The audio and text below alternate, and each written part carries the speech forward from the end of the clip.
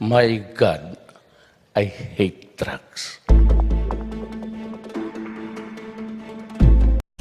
A step closer in the government's proposal to shift to a federal system. Then I will retire. This after a consultative committee finishes its draft for a federal constitution. Yung ating present constitution nito was more than 30 years ago. Lawmakers are now raising concern on some of its provisions. Wala hong built-in mechanism pang naiisip ang komisyon to prevent double taxation.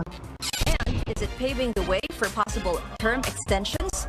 Consultative Committee member Professor Edmund Tayao joins us live. And later, from robot police to medical scanners, artificial intelligence plays a bigger role in Dubai. That's for today's In Focus.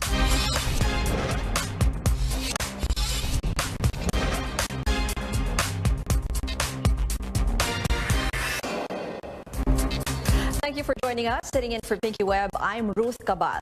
The Consultative Committee tasked to review the 1987 Constitution has approved the proposed charter change that adopts a federal system of government. Our Joyce Ilas tells us about its highlights and what happens next. The draft constitution is approved by the consultative committee. In a swift motion, the 22-member consultative committee to review the 1987 Constitution, or CONCOM, has unanimously approved the proposed charter, which establishes a federal form of government. CONCOM Chairman Renato Puno says the current unitary system failed as the national government has too much power. The antidote is federalism, because the essence of federalism is non-concentration of powers. According to the proposed constitution, the country will have 18 federated regions, based on the current number of regions, including the Negros region. Puno says the federated regions will have the power to impose and collect certain taxes and approve their own budget. The division, however, assures the regions that they will not only survive, but that they will be economically viable and sustainable in their journey from unitarianism to federalism. The president is still the head of government and elected by direct vote of the people. The president will have a 4-year term and may be re-elected only once. The difference from the current setup, CONCOM wants the president and the vice president elected as a tandem, similar to that in the United States. The CONCOM also proposes that senators be elected per region. The draft constitution also bans political dynasties. A sitting politician cannot be succeeded by his wife, sons, or daughters. The next step, the proposal will be sent to the president for his approval. Should the president want changes, CONCOM member and former Associate Justice Antonio Nachura says the committee is open to accept them, except for one, the repeal of the anti-political dynasty provision. This group of 22 unanimously approved the political dynasty provision. I don't think we will. It will be a very, very heavy debate. President Duterte is expected to endorse CONCOM's proposed constitution to Congress. The people will then ratify or reject Congress's final draft. Puno says he hopes a plebiscite to approve the proposed charter will be held in the middle of next year, separate from the 2019 midterm elections, so the public can focus on its merits. Joyce Ilas, CNN Philippines. President Duterte will try to convince his allies in Congress to adopt revisions proposed by the CONCOM. Presidential spokesman Harry Roque says they expect the CONCOM's proposals to be very persuasive in the House of Representatives, with PDP Laban forming a supermajority there. Roque adds they only hope it would be the same in the Senate. In other news, the Philippine National Police says politics could be the motive behind the killing of 13 Martires Vice Mayor Alex Lupigan. He's one of at least 6 local officials gunned down in broad daylight in less than a week. RCN Arcangel reports.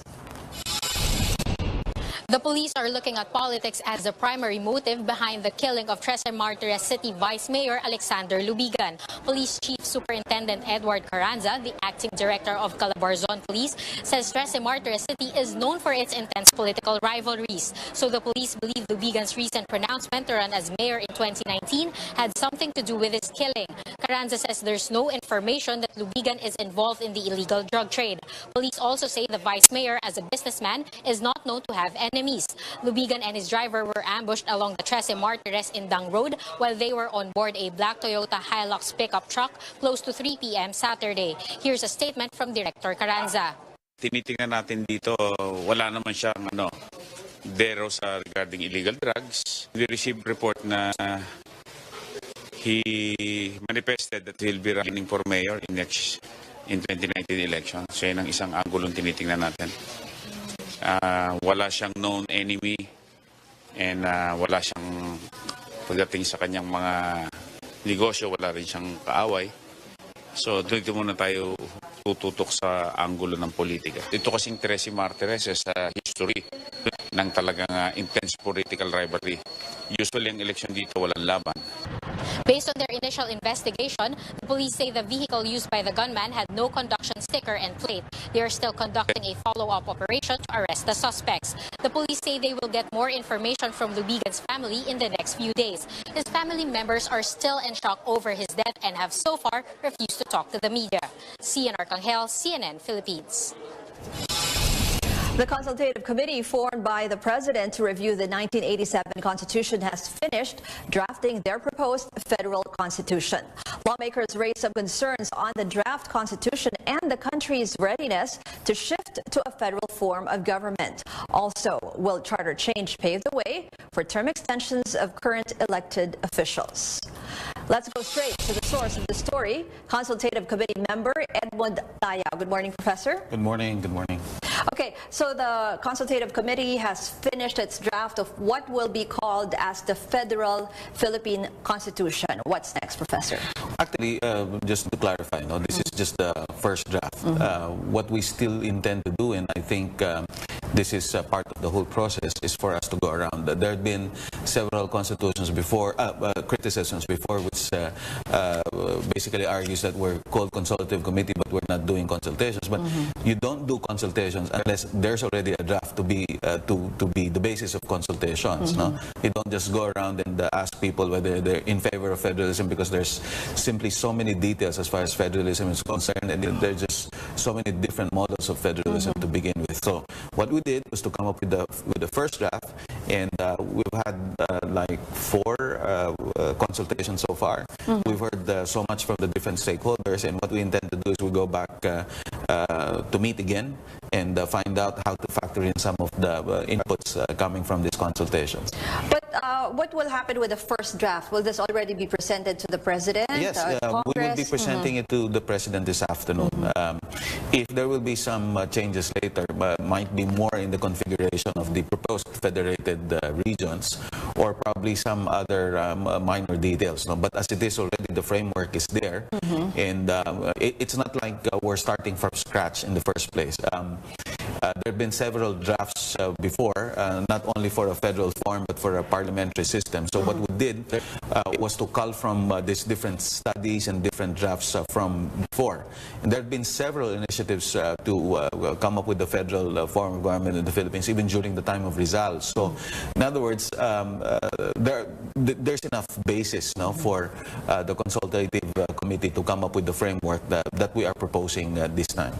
So paano po pag may mga hindi magustuhan si Presidente, and then will you present it already to Congress? Sa totoo lang, hindi ko masasabi, hindi namin masabi kung paano mangyayari, kasi ang mandato naman ng consultative committee ay bumalangkas ng bagong saligang batas at ipakita kay Pangulo, at tingnan natin kung anong gagawin ng Pangulo dito, at lalo na ng Kongreso malauna na kapag ito ay nasa kanila na. Kasi pwedeng ipabago pa rin ni Presidente kung may makita siya, and then it goes back to you before he gives it to Congress. Yeah, that's right. That's right. Professor, isa dun sa mga lumabas kasi na issues about this last week, sabi nga parang kumbaga while we were sleeping with all the reported killings, naipasa na pala itong draft na federal constitution, yung term extension ng officials? Kasi nga, ang lumabas talaga na balita ay baka daw ma-extend ang term ni President Duterte and Vice President Lenin Una-una, Robredo. yung sinasabi na while we're sleeping na ipasa na, ito ay rekomendasyon namin.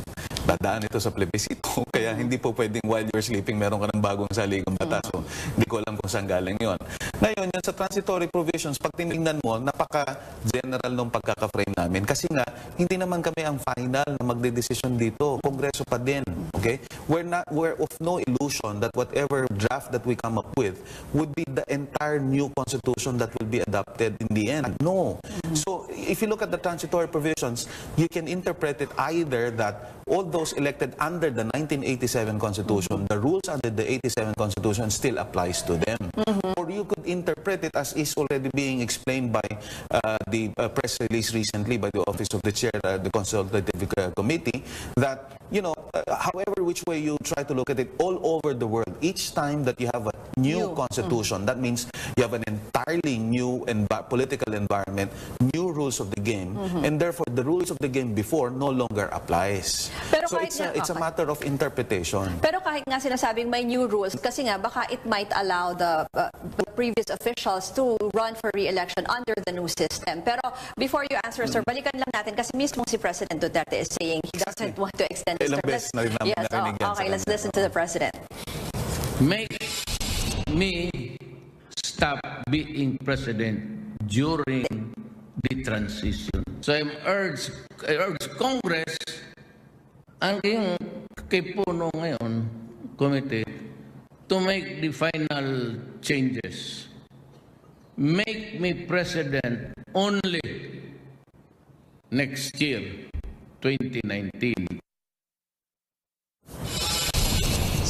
So just to make it clear, Professor, ano po ba talaga yung provision? No re-election, no term extension? Ano pong nakalagay doon sa draft? Ang nakalagay doon sa draft, no, basically, we're adopting the same general framework as all new constitutions. Kaya nga, yung interpretasyon ng CONCOM ay, ibig sabihin, lahat ng mga na-elect sa dating saligang batas, rules pang ang nag-a-apply sa kanila, yung rules ng saligang batas ngayon. Pero yun na nga. So no re-election? So you can interpret it that. Kaya nga uulitin ko. Yung transitory provisions kasi, ang magtatapos niyan ang Kongreso later. Okay? Ang papel namin gawin yung buong framework. So what does it say now? That's what I'm saying. They interpret it. Perhaps what we can do is we'll be transmitting the draft and you wait for the exact wordings there and we can judge it from there. Okay, pero it doesn't specifically say. It doesn't say everyone can run again. No.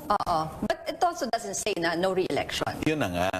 Okay. Kahit naman anong saligang batas ang team, it will be open Kasi to nga sabi niyo, interpretation. totally new, back to zero. Exactly. Okay, so i-interpret pa natin. Kahit sa 1987 Constitution, at in fact, yung transitory provisions namin, hango din doon sa 1987 Constitution. Kasi you're transitioning from an old setup to another. Mabuti sana kung from scratch yun, mas madali kang magsabi ng specifics. No, hindi. You have to transition from an existing system to a new one. Okay, so busisiin po natin yung mga pangunahing provisions. But first of all, what do we really want to achieve with this federal presidential form of government? Marami. Mabago natin yung political behavior. Basically, halimbawa, yun lang basic na pag-elect mo ng presidente at vice-presidente na hindi nahiwalay. Okay?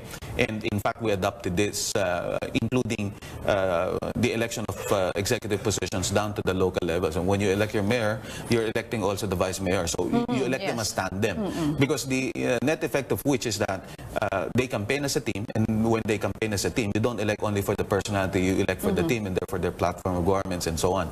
Apart from that, you eliminate the usual tendency for conflict, no, as far as electing the two different officials, which is consistent with our main proposal in the you see this new constitution is a package. Ang tawag lang natin federalism. So pero ang tingin ng tao, pag federalism yung relasyon lang ng national at local level ang binabago mo. Hindi. You have to change the rules of the game so that you get to have a fresh start. So political parties are now public institutions. They are not just like a private institution, like whoever's funding it, no, has basically the one controls how the party works. This time around, political party as a public institution can raise its own funds, but subject to the same accounting and auditing procedure as any public office is. That means eventually this political party can really be an independent institution, no? And can develop its own professional bureaucracy, its standards for nominating candidates for whichever level of elected office there may be. So apart from that, we had to change the rules of the game because we're downloading so much powers at the regional level. Pagka hindi mo binago yung rules niyan, babalik ka sa warlords, babalik ka sa usual strongman politics. No, we bring down powers but we promote collegial powers. So